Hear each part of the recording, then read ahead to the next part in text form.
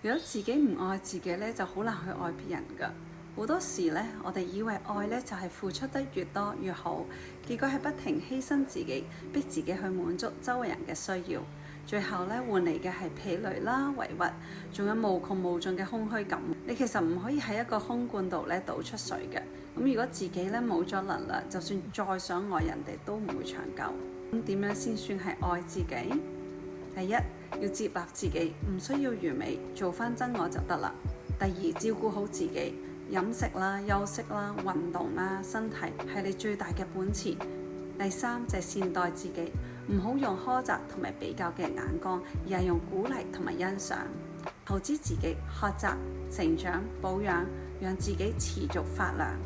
當我開始真心愛自己，我反而更加容易去體貼同埋理解其他人咯。因為嗰份愛咧唔再係缺失，嗰份愛咧係會自然咁樣散發出嚟㗎。